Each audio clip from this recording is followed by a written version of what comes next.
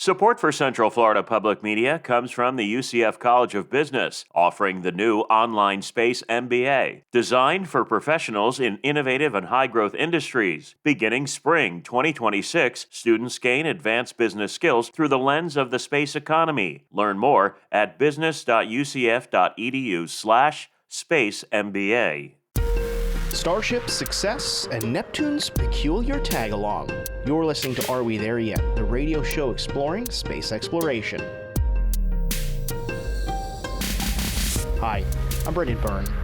On its 10th test flight, SpaceX's Starship successfully launched from Boca Chica, Texas, and just a little over an hour later, it made a splash landing in the Indian Ocean. There's a splashdown. It's a big step in SpaceX's ambitious Starship program, which is also playing a part in NASA's plans to land humans on the moon. We'll speak with Main Engine Cutoff's Anthony Colangelo about the flight and what SpaceX needs to accomplish moving forward. Then, a new discovery shows a distant object in a weird pattern with Neptune, and its discovery could help scientists understand more about our solar system, specifically these icy outer planets. That's ahead on Are We There Yet? SpaceX's Starship program is hoping to land humans on the moon and eventually Mars. But to do that, the company needs to prove it can fly. Last week, it did just that. On its 10th test flight, Starship launched from Boca Chica, Texas, and landed successfully in the Indian Ocean about an hour later. It's a big step in an ambitious program, but SpaceX still has a ways to go. Here to talk more about the test flight and the path ahead is Anthony Colangelo. He's the host of the podcast Main Engine Cutoff and co-host of the podcast Off Nominal. Anthony, welcome back to Are We There Yet? It's always good to be here. Starship made its 10th flight and the first of a successful flights. Tell us a bit about what happened during launch and why SpaceX engineers are calling this a success. You know, it's been a rough year for Starship. We've had 3 failed launches and then a ship exploded on a test stand, which I think we talked about the last time I was here. So it's been a year of kind of lost time, honestly. The roadmap for Starship hasn't really progressed in a year. They've had a variety of different problems, and there was a lot of, worry about how things actually were going to go here. So to get this one under their belt and actually do it successfully from what we could see from the outside and even some of the updates that we've had since launch, they hit all of their objectives, all of their milestones for the launch. They deployed some Starlink simulators, which has been a thing that they haven't gotten to yet, was actually deploying payloads out of this giant launch vehicle. And that's critical both for Starship itself, but Starlink as well needs bigger satellites that can't fit on a Falcon 9 to kind of get to the next level for bandwidth and the service they're trying to provide. So huge moment for both programs there. And then they actually got through re-entry this time, testing out a couple of different things, new heat shield tiling, a couple of areas that they tested, different kinds of tiles or different sort of setups. They also have moved the fins since the last time that they did a successful re-entry. So they were able to test the new control systems out for that.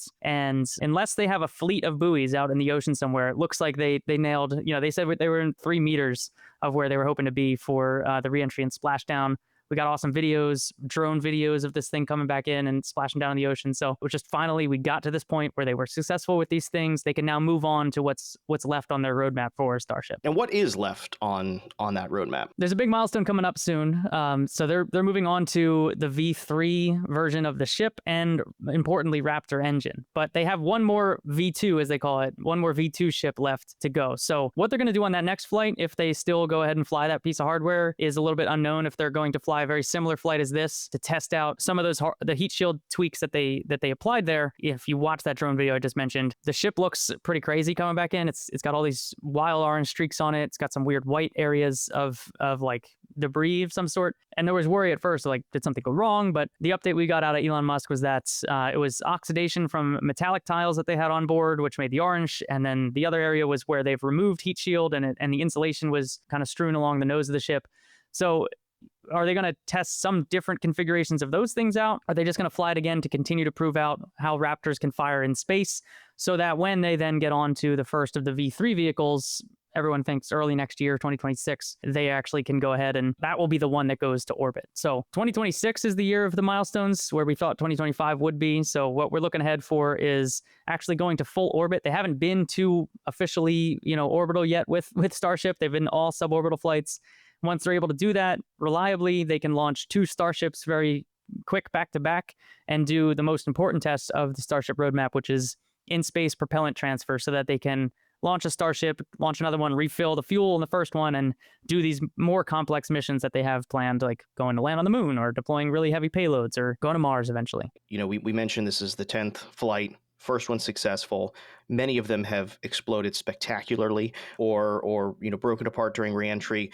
But this is part of SpaceX's engineering philosophy, right? Break it and learn from it. An outsider might look at this and say that, these 9 flights beforehand were failures, but this is really SpaceX's philosophy and how it designs and engineers, right? Absolutely is. I think the biggest difference has just been some of the ways that they've failed and the fact that they failed in the same way twice in a row we haven't seen from SpaceX before. They have been a company that fails a lot in public but fixes a lot in public, and they got stuck in a way that we hadn't seen them get stuck before. So when you couple that with the fact that there has been, hiring and retention issues down in the Starbase area, it's really hard to get people to move all the way down to the southern tip of Texas when they have families that live elsewhere or want different lifestyles or don't care for the environment down there or don't want to live in a swamp or in an airstream or something, right? And we've heard this not just unique to SpaceX, but Rocket Lab has this new rocket they're working on out at Wallops Island, Neutron. It's hard to get people to work out on the eastern shore of Virginia and the kind of weird Delmarva Peninsula that even people in my area don't go to all that often. So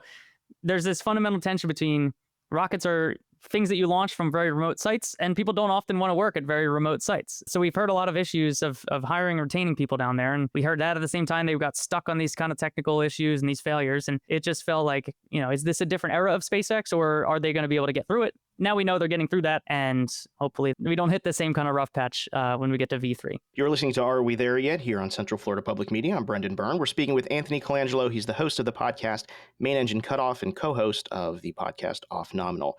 Kind of regulatory reviews are underway for SpaceX's Starship facility in my neck of the woods, down here at the Kennedy Space Center. Do we know if that would be used for any of the testing, and does that help with retention if they move operations to Kennedy? Absolutely, and it's there's an aspect to it in that even now with Starship, we saw some reports from Lauren Grush at Bloomberg a week or two back that during this terrible year that Starship's had, they moved up to 20% of the Falcon 9 staff over to Starship to actually help out and work through some of the testing issues that they had and component level testing that they could do.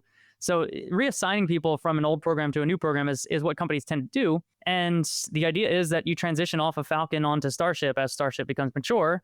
And to do that, you need more facilities. You see how many launch pads Falcon 9 has. We're going to need some new ones for Starship, especially when a single shot to the moon is going to take 15 refuelings or whatever. We've got to have as many Starship pads as we can possibly get to go and launch as many Starships as we need. So the thought now is that, Starbase is going to be this kind of development and test center for Starship, but that places like Cape Canaveral, Kennedy Space Center would be operational level Starship.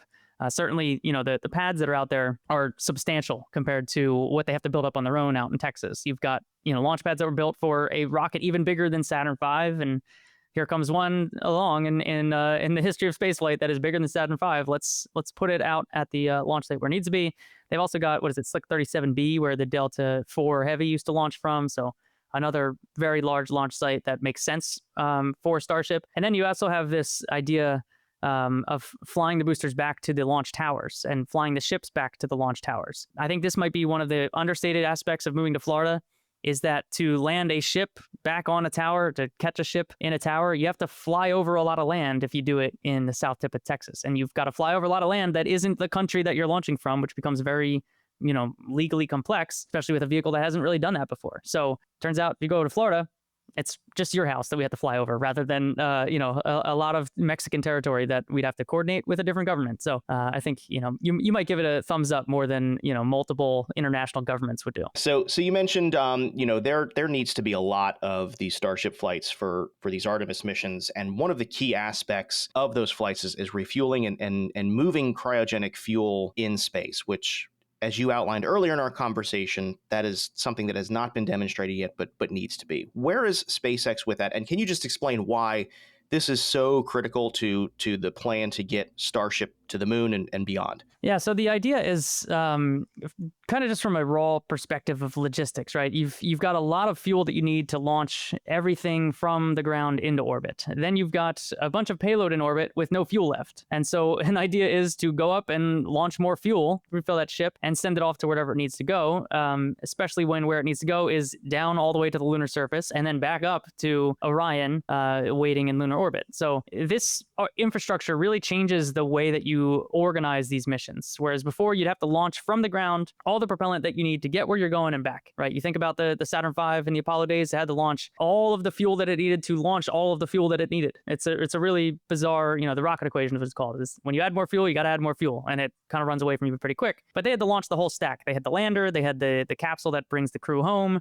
and they had everything they needed on board that one launch. This is distributing that out to many launches, but what we need to do is keep those propellant tanks stocked up with enough propellant to make it where you need to go. And by doing that, you actually increase the amount that you can take to any given location, because you can take a whole bunch of payload up to orbit and then stage more propellant from there and take that entire chunk of payload to somewhere else in the solar system. So it's a different way of working than we've done in the past. It's more complex because it involves a lot of rendezvous and proximity operations. And the other aspect is you got to transfer this propellant without gravity. So one of the interesting parts of these tests is going to be when they actually dock two starships together, they're going to spin these up in a way that creates a little bit of artificial gravity, which helps propellant flowing, because if you've ever watched videos of the space station, when they kind of drip a little water out, it just forms a ball and it floats in space because there's just no gravity pulling it any direction. So spinning up these starships is actually going to create artificial gravity, which will help slide the propellant into the other ship. So it'll be a very interesting test to watch. We've done small scale propellant transfers in space before. The ISS itself gets reloaded with the propellant, but not cryogenic in the way that you're talking about, which is super cold propellants that need to be kept super cold in order to fit in the fuel tanks and have the performance that they need. So probably the coolest thing that we'll see in the next 5 years of spaceflight, and one of the most important things that we'll see in this era for sure. Anthony, a lot needs to happen for those Artemis moon missions. Eventually, Elon wants to get Starship to Mars. Where are we looking timeline-wise? It's interesting, right? You roll the clock back a year or two, and the politics of this were in a weird spot where Elon Musk had a lot of sway in the administration. That has come and gone. There was thoughts in the early days that, maybe the moon would kind of go out of vogue again and Mars would come back into the sights. That has sort of gone away as well. Artemis remains front and center, especially from the congressional side. And there's a lot to be done for those Artemis missions themselves that will keep SpaceX busy. So Elon Musk is a little bit mercurial when it comes to these kind of tasks, but the rest of the SpaceX crew is very focused on what needs to be done, especially Gwen Shotwell is very focused on serving the customers that they've signed up, especially for contracts as big as this. So I do think that's going to take most of the interest. What's interesting is that the more they solve problems for Starship here on Earth, it makes Mars a lot easier as well, because you need a really good heat shield for Earth. You need a pretty good heat shield for Mars. It's not as much atmosphere. So if you make a really good one for Earth, the Mars part becomes a lot easier. So as they get better with coming back through an atmosphere and landing on a pinpoint, getting caught by a tower, that really plays into what they're doing at Mars anyway. So it's not like they're burning time working what they need to for Mars by working on the moon. But I still think, we're a couple of launch cycles away from, they haven't even been to orbit yet with this ship. They haven't been to orbit. They haven't caught the ship. They haven't really figured out the reusable heat shield in the way that they need to in its final form. I think they're going to really focus on getting through those things first. And I say that, but also I'm like, man, just send one of these things to Mars. You got like 18 Starships down there in Texas. Just fling one off there once you got, enough propellant to do so. Maybe they will do that to test out some, deep space communication systems and whatnot. But it still feels like I don't know. I hate time predictions, but it's like 5 years off still before I'm worried about it. Mm-hmm. So plenty of time for you to come back on the show and let us know what's going on when it comes to Starship. So yeah, man. I mean, I'll come down and hang out for the Starship launches in Florida. So it'll be good. Be great. Looking forward to it. Anthony Colangelo is the host of the podcast Main Engine Cutoff. Check it out for news about Starship and everything else happening in commercial space. Anthony, thanks for joining us. Thanks so much, Brennan. Still to come, strange objects at the edge of our solar system. This object is really far from Earth. So Earth is about 1 astronomical unit from the sun. Neptune is at about 30 astronomical units from the sun. Right now, the object is at around 40 astronomical units, so it's a little farther than Neptune. But what's really cool about it is that it has a very non-circular orbit. That's ahead on Are We There Yet?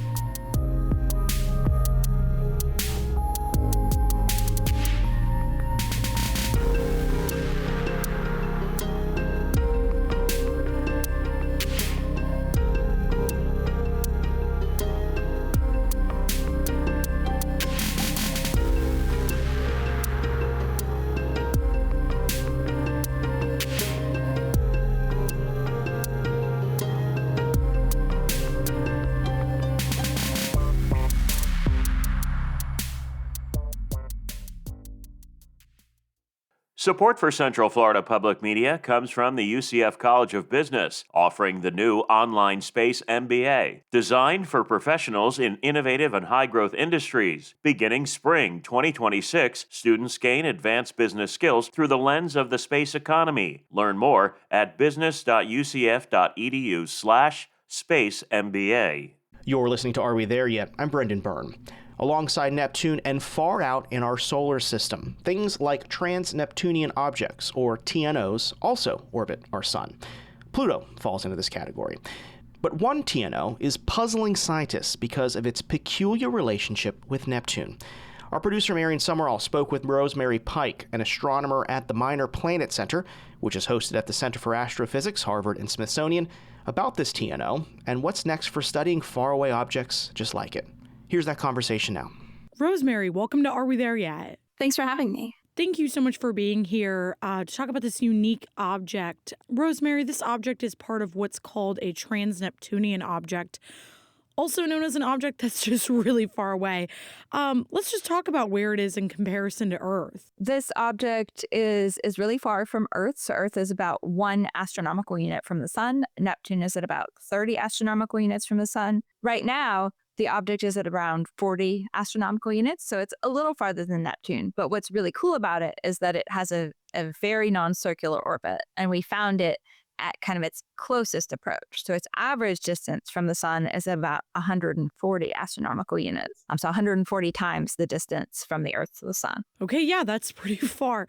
And walk me through its discovery and kind of why it piqued interest within the science community. How was it found? Yeah, so we found it with a survey we ran on the Canada-France-Hawaii telescope, and we were looking specifically for these distant trans-Neptunian objects.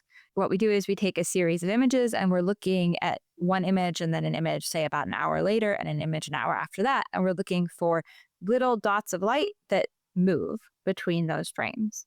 And so when you first find something, you're looking for a small amount of movement over a couple of hours.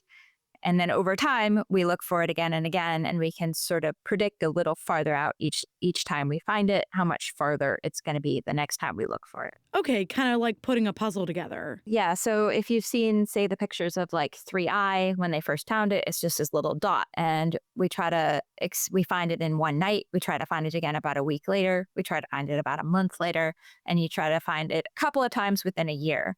And at that point, you know really accurately how far away it is, but you can't actually say what its average distance from the sun, semi-major axis, is to very high accuracy, because we're looking at 5 months worth of object motion for an object that has an orbital period around the sun of about 1,600 years. So it's a very, very small fraction. So we need to get a couple of years before we can really say to high accuracy what the orbit actually is.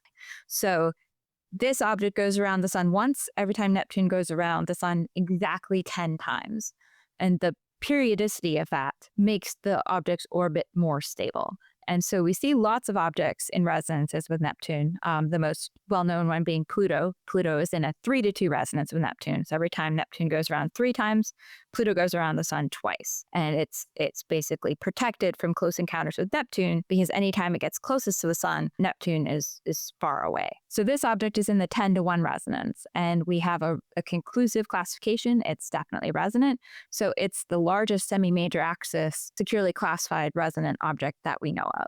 It's not entirely unexpected that we'd have some of these distant objects in these really distant resonances, but this is the farthest one that we found to date. And even though it's so far, it's kind of in almost a dance with Neptune. What is this dance? Is it in orbit with the planet? And like you said, you know, this isn't necessarily unexpected, but have you seen anything else like this before? Yeah, so we have found other objects in other, what we would say, N-to-1 resonances. So the 5-to-1 resonance and the 7-to-1 resonance. We've seen other objects in similar resonances. And it is really interesting that even though it's so much farther from the sun than Neptune still has a very dramatic impact on its orbit. So every time it comes in close to the sun, it has a constrained orbital location with respect to Neptune. This object is also very tilted with respect to the ecliptic plane. So if you think of the plane of the solar system that the Earth and the sun are in, all the planets are pretty close to that sort of flat plane. And then the Kuiper belt in general is a little bit puffier, but nothing like this object, which is tilted 33 degrees out of the Earth-Sun plane. And so that actually also produces some really different interactions with Neptune over time than we've seen before. So if we were kind of looking at it almost like a picture, I'm trying to wrap my head around it, it would almost be like below Neptune if you were kind of looking at it like that? Yeah, it comes to its closest approach either below or above Neptune. So if you were looking at the solar system edge on, it would either be below or above it. It does a big loop that goes up and through. You know, new technology, new telescopes, and even there's that giant new observatory we've covered on Are We There Yet? The Vera C. Rubin Observatory. It's coming online soon. It's got these capabilities. And specifically, this observatory is going to be able to scan the sky like never before for some of these things. Could we find more that are in this kind of weird tilt? What about with other planets? Yeah, so we're really excited about Vera Rubin Observatory and the survey they're running there. So we should find a lot of very tilted objects. Historically, a lot of surveys looking for trans-Neptunian objects have focused on the plane, the Earth-Sun plane, because that's where you find the most, because there are a lot of objects there. And you can find objects that have a large tilt if you look there, because they always pass through the plane at some point, but you're preferentially finding these objects that are in the ecliptic. So there's an ecliptic component of the Vera Rubin survey plan, and that will find a lot of trans-Neptunian objects. But I am definitely particularly excited for the fact that it's going to be an all-sky survey, and it's going to find a lot of these moving objects that are at large inclinations as well. In the outer solar system, Neptune is pretty dominant in terms of interacting with these planetesimals. There are some effects that we see of Uranus, and then there are some sort of combined effects of the total evolution of all the planets that we see in the outer solar system, but it's predominantly Neptune. Jupiter does have a lot of resonant sculpting in the asteroid belt, where it's much closer and more dominant. But in our solar system, in the outer reaches, we're talking predominantly about Neptune. You're listening to Are We There Yet? I'm Marion Summerall. I'm speaking with Rosemary Pike, an astronomer at the Minor Planet Center, which is hosted at the Center for Astrophysics, Harvard, and the Smithsonian. These kinds of objects right there, we know that they're kind of old and that they could potentially answer a lot of questions about our universe, about our planets and things like that. And our solar system specifically, if we were able to find more objects like this one, and we're able to study this object more, what kind of questions could this answer about our solar system? Yeah, so there are a couple of different things that we like to do once we find things. We can figure out, say, how many objects we expect to have a similar orbital configuration. And when we can say, for example, we found a lot more of these and there were more than we expected, that would imply that sometime in the past, there was some giant planet scattering that preferentially scattered stuff that preferentially populated this region of space. If alternatively we find way less things than we expect, then there must have been some sort of clearing event that happened at some point in the past. So where these objects are found and how many objects there are give us clues about how the outer solar system and the giant planets formed and then evolved over time. Are these almost like time capsules of like the creation of our solar system? Yeah. So they record the history of the solar system. You can see the sculpting in the outer solar system based on the planets.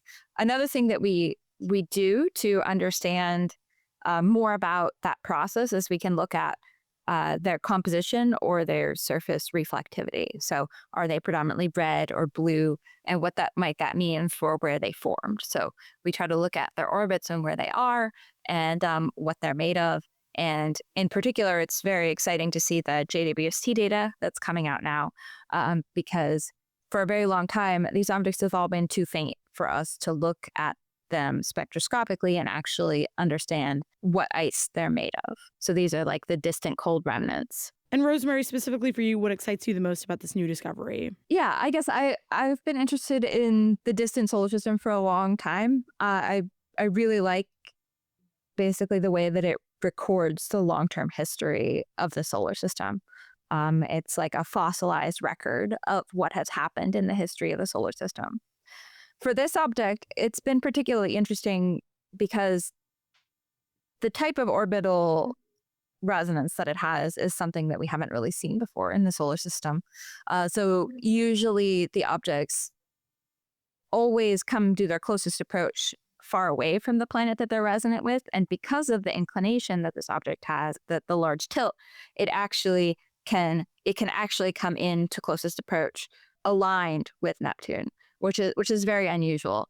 Kind of will affect the way that we plan surveys in the future, because typically we say if we're looking to find stuff in a resonance, we don't look near where Neptune is. We always want to try to find them at pericenter where they're brightest. And that's because they all are shown in reflected sunlight. So the sunlight has to travel all the way out to the object and then all the way back to the Earth. So we're never going to find it at its apocenter, its farthest distance, or even probably at its like average distance. We're always going to find these when they're closest to their closest approach in this size range. So if we're looking for things that we try to discover when they're at closest approach, we need to really understand where their closest approach is. And that's going to be really exciting to see how that fills in with the Vera Rubin discoveries as well. What's next? What questions still remain unanswered? And what's next for kind of learning more about this object overall? For this object in particular, we need to do a little bit theoretical investigation to better understand this particular very weird resonance. And we also are going to expand that analysis to include some other objects we found in the same survey, which is the Large Inclination Distant Object Survey. We also found an object in the 7-to-1 resonance, and we found an object in the 5-to-1 resonance. And they all show similar weird behavior. So we want to follow up with all of those and better understand those. We also have a bunch of other interesting discoveries in the same survey as well, which this survey was a large inclination survey. So we were looking for these very tilted objects specifically, and getting a handle on the range of different things that we find in this survey that is off ecliptic will be really key for being ready to understand the discoveries from the Vera Rubin telescope. I'm fascinated and I'm really excited to see kind of what we find with these objects and hopefully answering age-old questions and kind of looking at these giant preserved fossils of our solar system. Rosemary Pike is an astronomer at the Minor Planet Center, which is hosted at the Center for Astrophysics, Harvard, and the Smithsonian. Rosemary, thank you so much for joining us. Thank you. That's going to do it for this week's show. If you're not already, be sure to subscribe to the show's podcast feed so you never miss an episode. Do that on the Central Florida Public Media app, Apple Podcasts, Spotify, the NPR app, YouTube, or really wherever you get your podcasts. Stay connected with the show. Follow us on social media. You can find us on Instagram and Facebook. Our handle is at AWTY_Space. And if you got an idea for a future episode of the show, or you want to join us as a guest, reach out to us. We're at arewethereyet@cfpublic.org. Are We There Yet is a production of Central Florida Public Media. Our intern is Orion Boone. Our producer is Marion Summerall. Editorial guidance comes from Latoya Dennis. Support for Are We There Yet comes from our listeners. Until next week, I'm Brendan Byrne. Thanks for listening.